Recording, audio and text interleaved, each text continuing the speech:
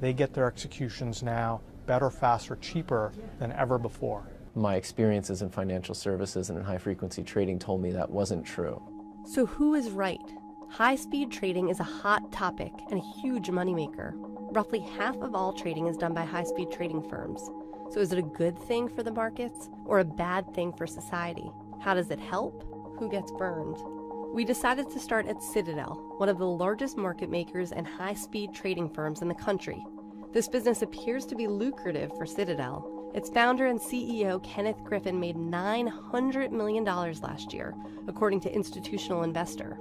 Here, in their Chicago offices, they say they execute 14% of all stocks traded in the United States. How? They are not making trading decisions. Those are all made by the computers. Essentially, they pay to see the orders that you make online first and decide whether or not to take the other side of that trade. If the algorithm likes the price, they play ball. If it doesn't, Citadel passes the trade on to an exchange. Get ready to start trading on a streamlined, easy-to-use, web-based platform. Can you promise customers of TD Ameritrade that they're getting the absolute best price? Yes, we will always give the best available price on the market or better.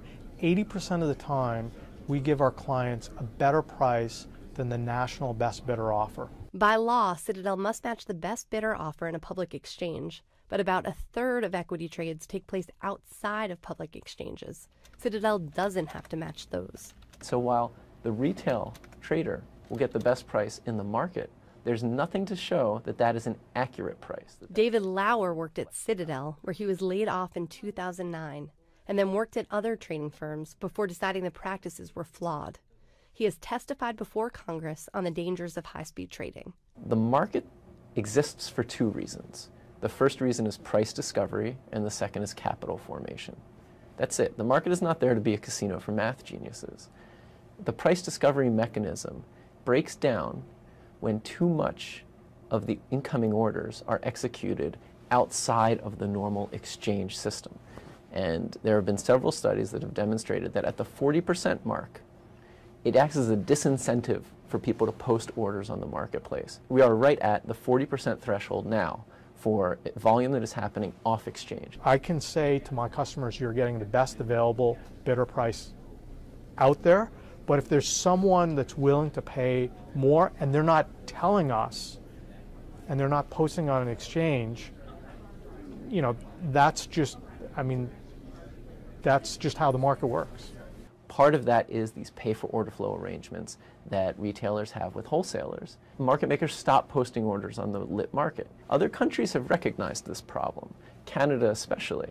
Recently they passed what's called the trade-out rule, which imposes a burden if you're going to execute off-exchange.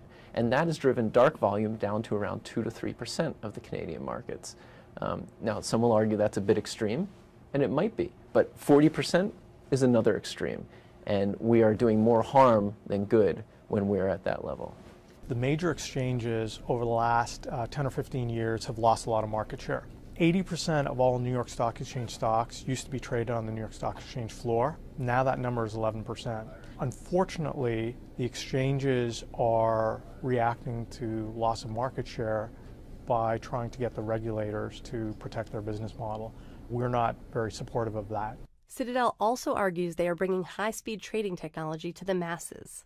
I think the automation of the markets has resulted in a much better outcome for average, everyday retail investors. We have state-of-the-art technology and infrastructure and one of the fastest trading systems around.